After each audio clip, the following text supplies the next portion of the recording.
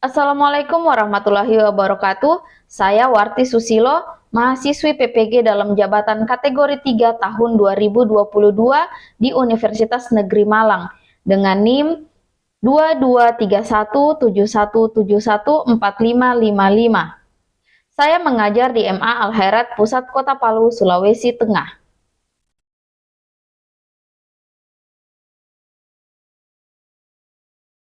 Menjadi guru di zaman sekarang memang membutuhkan perjuangan yang super ekstra berat. Hal ini juga berkaitan dengan peserta didik yang dihadapinya pula. Di zaman milenial, semua dilakukan dengan melibatkan teknologi di dalamnya. Selain kemampuan mengoperasikan komputer atau laptop, guru juga dituntut untuk mampu menguasai teknologi aplikasi yang sedang masif mengglobalisasi dunia. Pada PPL kali ini saya menggunakan aplikasi QR Code agar memotivasi siswa untuk menimbulkan rasa ingin tahu dan pendekatan PBL agar peserta didik dapat berpikir analisis dalam memecahkan masalah.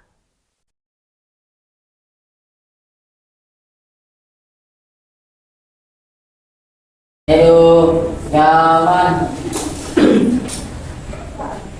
Salaman. Assalamualaikum warahmatullahi wabarakatuh. Waalaikumsalam warahmatullahi wabarakatuh. Jurusan.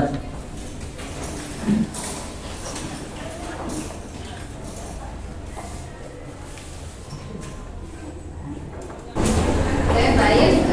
Sebelum melakukan pembelajaran, silakan ketua kelasnya untuk pimpin doanya.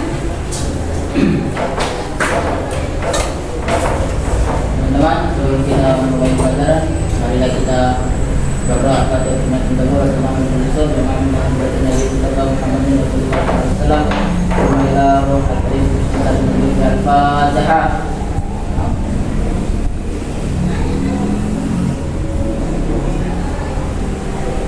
Rabbana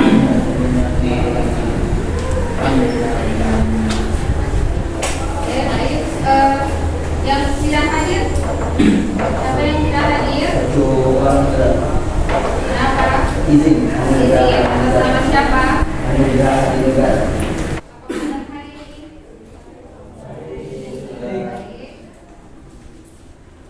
Semangat mengikuti pembelajaran? Semangat. Nah, jadi tujuan pembelajaran kita hari ini adalah melalui pembelajaran program based learning atau PBL, metode diskusi. Jadi nanti sebentar kalian ada diskusi, kemudian ada kerja kelompok, tanya jawab, kemudian ada KPD dan presentasi. Peserta didik mampu menganalisis potensi dan persebaran sumber daya alam pertambangan di Indonesia. Kemudian yang kedua, nanti melalui media scan QR code, peserta didik dapat mengidentifikasi masalah yang ada dalam QR code yang Ustazah bagikan sebentar. Kemudian yang berikutnya,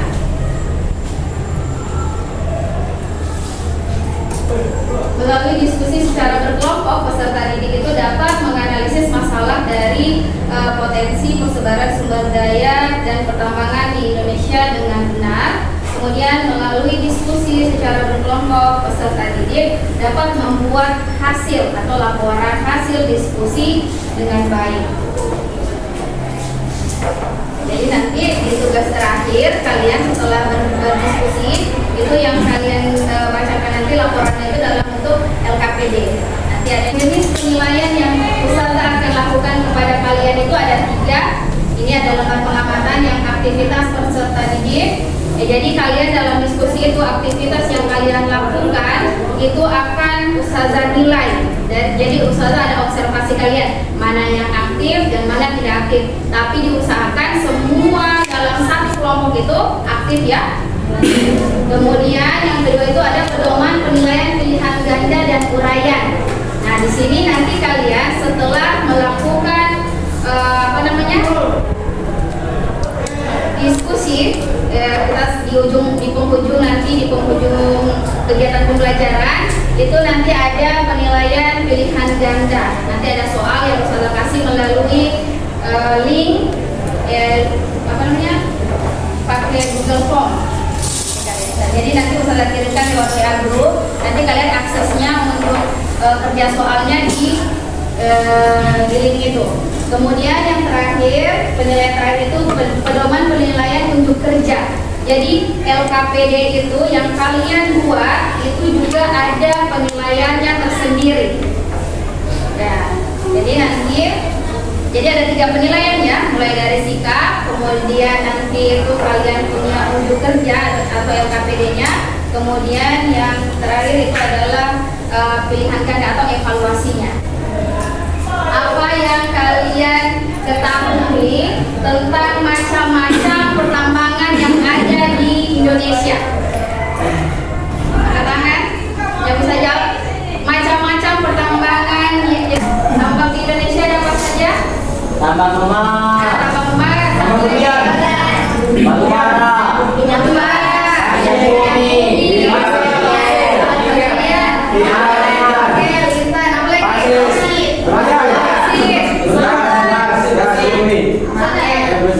Coba Ustazah minta satu orang sebutkan dulu. Siapa? Angkat tangan. Jangan rame-rame. Satu orang. Ya, silakan Aryansyah. ada tambang emas, perak, nikel, pasir besi, minyak gas, minyak bumi, gas bumi, Ya. ada batu bara, ada intan, ada tembaga, ada timah dan belerang.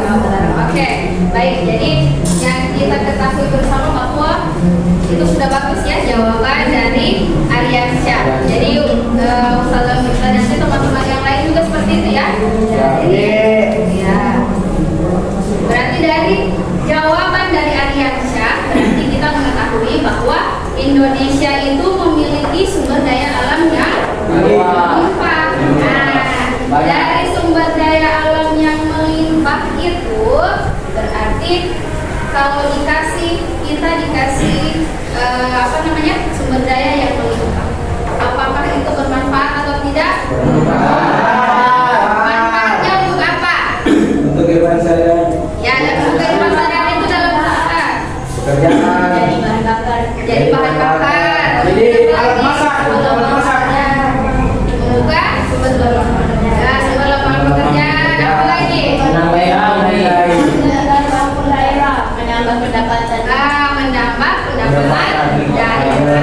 Nah, dari manfaat itu kita lihat banyak manfaatnya ya untuk membangun daerah masing-masing. Nah, dari daerah masing-masing itu tidak semua sama potensi Alam. sumber daya alam ya kan?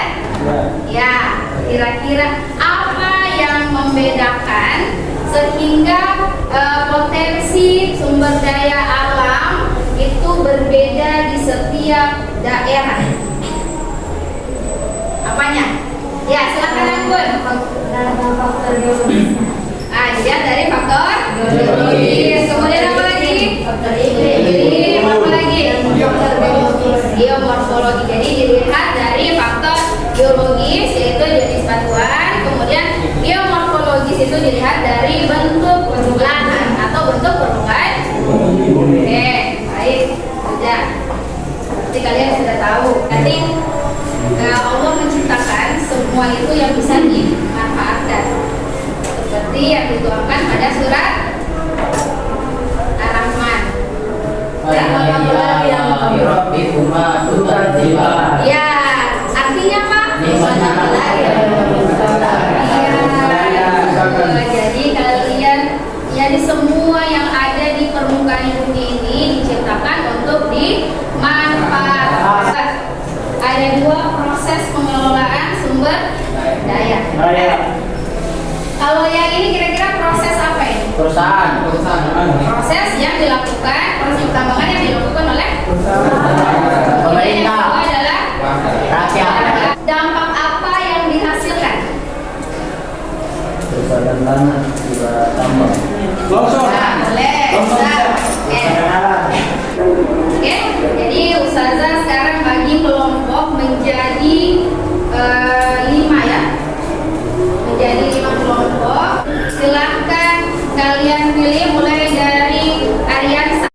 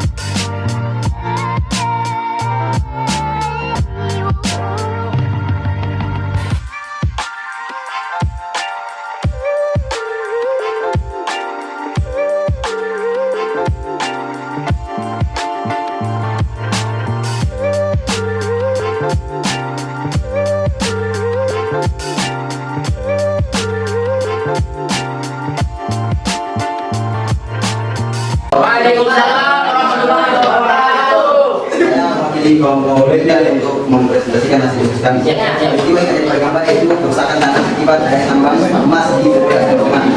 Karena ada kegiatan emas yang tidak dikelola dengan baik sehingga menyebabkan munculnya kerusakan tanah dan juga bekas tambang di konvensional dapat merusak lingkungan. Karena ini tak bisa tanah. Akibatnya saat kemarau datang, tanah bekas tambang itu retak dan sisa bekas galian tambang menjadi tanah yang sangat subur dan berbahaya bagi lingkungan. Dampak bagi kehidupan. Dari hasil observasi lokasi penambangan emas secara nasional ditemukan bahwa aktivitas penambangan berpotensi meningkatkan ancaman tanah longsor. Dilihat dari teknik penambangan, di mana penambang menggali bumi tidak secara berjenjang, namun asal dengan saja, dan nampak bukan pembalian yang tidak teratur dan membentuk dinding yang lurus dan menggantung yang sangat bergantung dan dapat mengancam keselamatan jiwa para penambang. Dampak operasi penambang yaitu penurunan sifat-sifat kimia tanah yang mengakibatkan kerusakan tanah dan mengancam pertumbuhan tanaman. Upaya untuk mengatasi masalah pertama melalui bantuan negara. Kedua, tidak kembali lagi di tanah yang telah mengalami kerusakan. Ketiga, tidak kembali lagi ke pertambangan. Keempat, perusahaan harus membuat reklamasi setelah pertambangan, melarang tambangan ilegal, menghindari zona lindung dan konservasi alam, dan mengelola limbah sisa pertambangan. Sekian dari saya. Membacakan hasil kerjasama kami untuk penyelamatan tanah di Indonesia.